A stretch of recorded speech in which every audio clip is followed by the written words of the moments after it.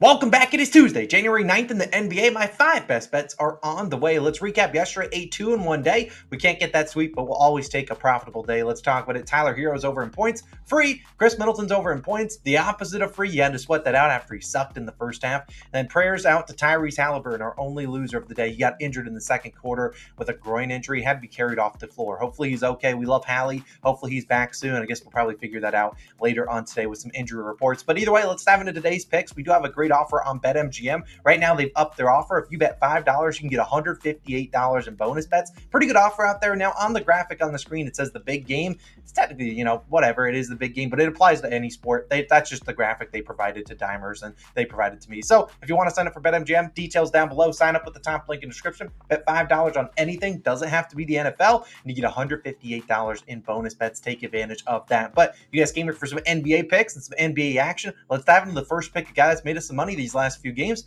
Emmanuel Quickly of the Toronto Raptors, over 26.5 points, rebounds, and assists, minus 110 on DraftKings. Every pick in today's video will be 1 unit, so that should be about 1% of your bankroll. Now, let's talk about Quickly, who obviously has come through for us before, and I would play this up to about 27.5. If I had to pick an individual line for Quickly, it's always going to be his points and his assists. I don't mind his rebounds, but he's a small guard. You never know if he's going to grab the boards, although I like to include it there because Quickly is capable of, an 8 rebound type game. He could do that. Now, if you look at in 4 games so far with Toronto, Quickly's played pretty well. He's at 23 PRAs in 28 minutes, 34 and 33, 33 and 38, and then 24 PRAs in only 26 minutes last game. So when he's seen the 30-plus minutes, clearing this line pretty easily, gotten close in the last 2 games. Now, he hasn't played the minutes, one of those games due to foul trouble, the last game against the Warriors, because they blew him out. Now, I think this is going to be a close game against the Lakers. The Lakers, notoriously, I swear, they don't blow teams out. Also, very rarely get blown out, especially at home. They'll try hard there. So I think this game's going to be pretty close. Sure, the Raptors could blow them out, but I just don't see that happening. I think this game is close. The Raptors are going to be a little bit shorthanded. Jakob Poeltl is out today with an ankle injury, and this is a Raptors team that really wasn't playing too deep of a rotation. Realistically, they were playing about a 9-man rotation with Schroeder, Trent, you got Boucher, and then Porter playing about 10 minutes coming off the bench. I think they shut it down to about an 8-man rotation, and everyone's going to see a few more minutes. That would include Quickly. And this is a great matchup for Quickly against the Lakers, a team struggling against opposing guards. Last 10 games, Lakers have allowed the most three-pointers in the NBA. Technically, I believe they're tied with the Nets, but they're tied for most. And they've allowed, you look at Quickly, he scores 43% of his points from the three-point line. We know Quickly, only coming off a game with 1 3, I think, in 4 attempts. Pretty confident he's going to be firing it up. This is a great matchup for him to knock down some threes. Probably going to easily hit this over. We really like Quickly. Also, you look at the last time, he went under. It required RJ Barrett to go nuclear, and I just don't think that's going to happen again. Like, if RJ Barrett scores 38 points or whatever he did last game again, whatever, we'll take the loss on the chin. But Quickly, 25 PRAs earlier this year in only 29 minutes versus the Lakers. That was as a member of the Knicks coming off the bench when they had Barrett, Brunson, and Randall all playing. I think Quickly has enough usage to get us 27 PRAs. Give me his over. 26.5 points, rebounds, and assists. I like his points individual line, but we just saw Quickly get 10 assists in the last game. So if you had to take points plus assists instead of PRAs, probably what I would take. Now, my second pick is going to go to a guy that we love. And some people would argue, hey, Austin, you got a little bit of a man crush on this guy. I promise I don't, a little bit, maybe, I don't know. Anthony Simons, over 28.5 points plus assists, minus 113 on FanDuel. Look, I love Anthony. Sure, we backed in the last 2 games. We're backing him for a 3rd straight game, but that's just because I think his lines are too low. This is a guy with insane usage. I mean, we're talking like top usage in the league. His lines still don't reflect that right now. When they move up his points line to 26.5, I'm out. But his points line is 24.5. Points plus assists is 28.5. I'll take a stab at it. Now, you saw last game when we backed Anthony Simons once again. 38 points, 25 field goal attempts, 11 assists on 14 potential assists. He did play 45 minutes, 5 minutes in overtime. Now, obviously, the odds of this game going to overtime against the Knicks, very low. But the fact he still played 40 minutes in regulation, if you give me 40 minutes of Anthony Simons, he's going to probably shoot 18 to 20-something times. I'll take my chances there. And now, well, yes, this is a tough matchup against the New York Knicks. They have OG Anunoby. He just went up against a tough matchup in Mikal Bridges and still played pretty well. And Anunoby is threatening. But do you think Anthony Simons is afraid of OG Anunoby? No. In fact, I probably think he takes this as a challenge if you're going to put your best perimeter guy on him. So I'm going to say, all right, let's see what I can do. He's going to test out his game. And I think Anthony will be able to get to his spots. The Knicks, also, not a team that double-team guys. You saw last game against the Nets. Anthony was getting doubled a good amount, and he still obviously cooked this line. I really think there's going to be a lot of opportunities for Anthony to go out there. And while I like the Knicks as a great defensive team, I am a Knicks fan, I think with them being such a great defensive team, you don't necessarily take away the star players a ton. Instead, you take away a lot of the role players. So it's like the guys like Duop Raith, Tumani Kamara, heck, even like Shaden Sharp, Malcolm Brogdon, those guys off the bench, I don't see them having big games. And I think the ball is going to be in Anthony Simon's hands at the end of the shot clock, being like, yo, we need you. Go create a basket, get an opportunity for someone on the team. I really think he's going to dominate. And we saw since returning back from injury on December 6th, did have 2 injuries this year, but since returning back in December 6th,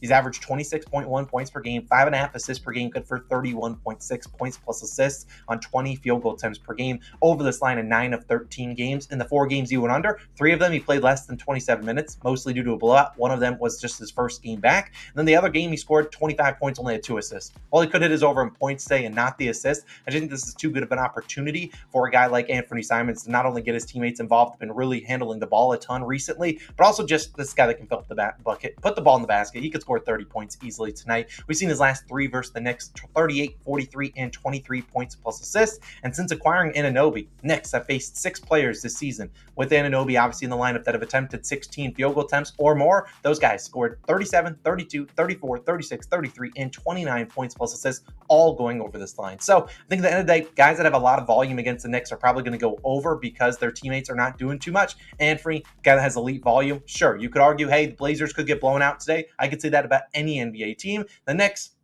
I love them. Not a team that historically blows out a ton of teams. You can say, hey, Austin, look at that Sixers game. Yeah, they knocked down like 18 threes. That's not the Knicks game. This also a Blazers team does a pretty good job at defending the three-point line. I just think this game is closer. If this game is within 10, 15 points, Anthony will probably play nearly the whole fourth quarter. He's going to be shooting it a ton. Anthony, I love you, man. Go dominate. Go get your over 28.5 points plus assists. I love that play. Go Anthony. Now, my third play is actually going to go back to the first game that we already talked about, and it's going to be a rare occasion where I back 2 players on the same team. Scotty Barnes over 19.5 points, minus 105 on DraftKings. I'm going to take this up to minus 130. I don't really love it at 20.5, and you'll understand why in a second. But, I don't really play 2 props on the same team. However, this is just because, a game could be a blowout. Any game could be a blowout. But like I said, I really don't think this game's a blowout. Knock on wood. I mean, we don't want blowouts in the NBA, and there are some pretty much every single night. But like I said, I just don't think the Lakers blow them out. The Lakers rarely get blown out at home, and I think the Raptors are good enough to keep this game close. And even if they are getting blown out, the Raptors don't care about Scotty Barnes. They play him into the ground. Now, Barnes this season averaging 20.5 points per game. Now, obviously, they made that trade. OG Anunoby sent away, Barrett and quickly in. Scotty in those games, 20, 20, 20, and 6 points. So has gone over in 3 of 4. Now, obviously, barely. He had 3 points right on the hook, but he hasn't played, necessarily too great in those matchups. Hasn't had, insane volume, but the volume's there, and I'm pretty confident at a milestone number at 19.5. Guys want to say, hey, I scored 20 tonight, instead of, hey, I scored 19. So obviously, we look at Scotty, 3 for 11 in their last game, 0 for 4 from 3. Only played 24 minutes against the Warriors. That game was a blowout. Obviously, didn't play a lot of minutes. Barrett was cooking. Didn't need him out there. Now that they're shorthanded with Pirtle out, I think Scotty sees a few more minutes, and this is already a guy that was playing close to 35 minutes a game. Maybe if he sees 38 minutes, wouldn't surprise me. This is a guy that I think is too talented and can get us 20 points, and then a pretty good matchup. I think Quickly and Barnes are the best 2 matchups for the Lakers, or for the Raptors against the Lakers tonight. And we saw the last time Scotty didn't make a 3. You have to go all the way back to November 13th. Next game versus Milwaukee, another team that's tough at scoring in the paint. He scored 29 points in that game. So Scotty is just a guy that is not afraid of launching it from the 3-point line. If you look at Scotty's other lines, his 1.5 3-pointers line is about minus 140. So I'm pretty confident he knocks down 2 threes, and he's done that in 22 games this season, scoring 20 plus in 15 of those 22, which is about 68% of the time. So when he's knocking down the threes, pretty good chance he's scoring 20 plus points. And coming off a game he went 0 for 4, no one wants to go out there and score less than 10 points. Pretty confident Scotty will come out here firing that up the basketball. And if we're lucky, it's from assists via Quickly, which certainly could happen. But I just think that this is a guy in Scotty that has woken up 4 games against the Lakers. You look at his 4 career games versus them, 21, 31, 13, and 32 points going over in both games in LA.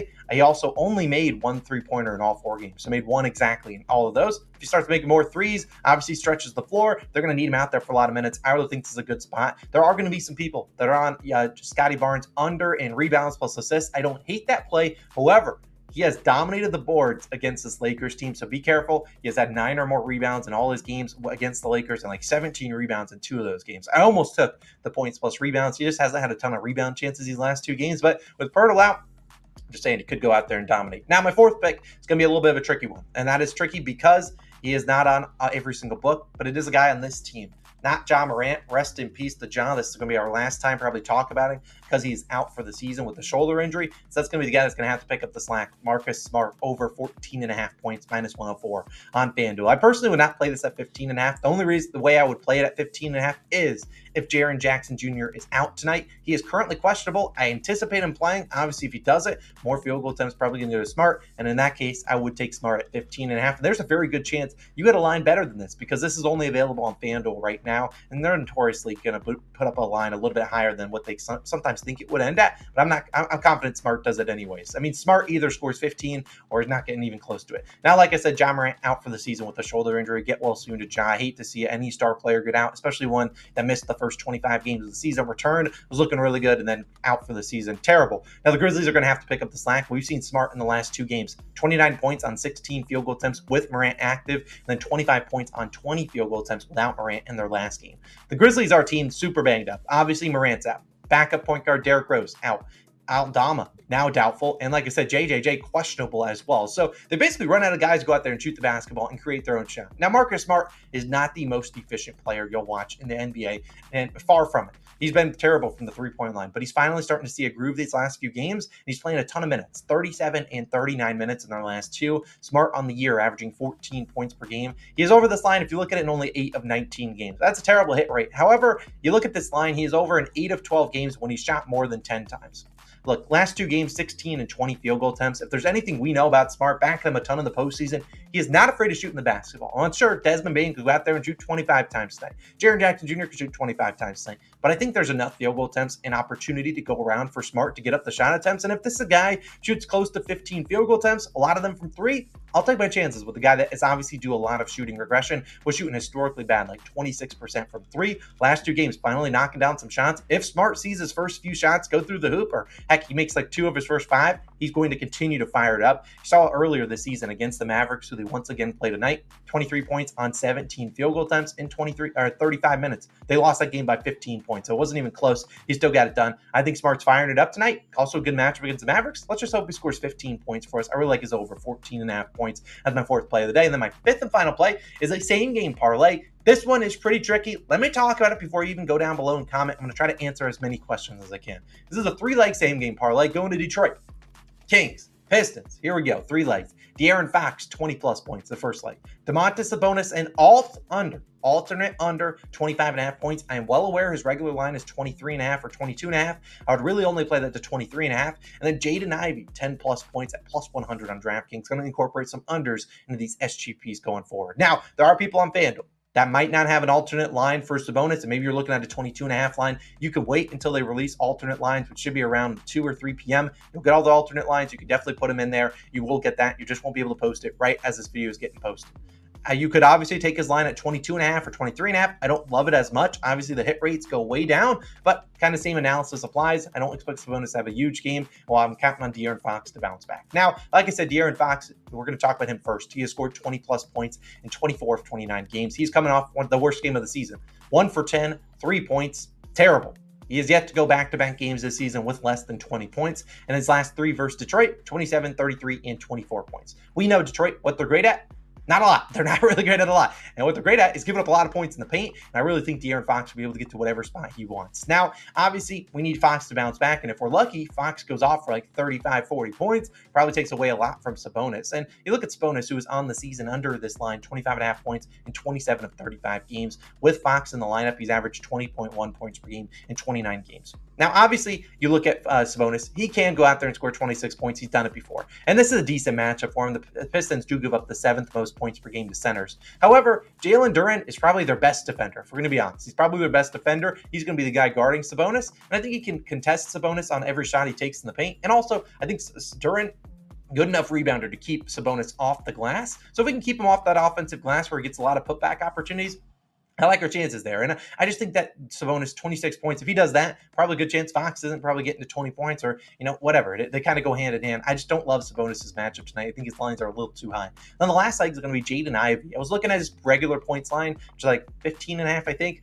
I think he gained up to 10 points, though, for the last leg of this parlay. He's done that in 11 of his last 12. Cade Cunningham is now out. I don't know. I think he's going to miss a few games. And you look at Ivey. He's averaged 16.3 points per game last year in his rookie season with Cade out. Cade played a couple games, but missed the majority of the season. So, look, there's one thing I know about Jaden Ivey. He's never seen a shot he didn't like. So he's going to go out there and fire it up. If he's the reason we lose this and Fox and Sabonis are free squares, whatever, I'll live with it. Fox and Sabonis by themselves is about minus 130. I'm willing to add an Ivy for, 10 plus points. I'm pretty confident he has the volume to get there. Pretty good. I had a lot of volume in the second half with Cade Cunningham out last game versus Denver. I'll take my chances here. I know it's a little bit of a weird parlay on DraftKings, but you can tail it on FanDuel. If you're on Bet365, you're going to have to go a little bit wonky there. I'd probably just take his regular under, but I'd only play that for about a half unit. You get better value than I have, but you get it for a half unit. So this is Austin signing out. 5 picks. Let's dominate. We also went 2-0 in college football yesterday, ending the season on a great note.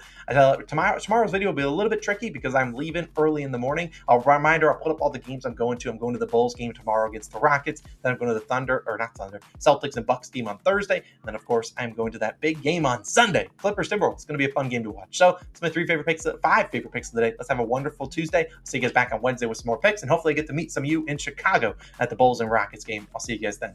Peace.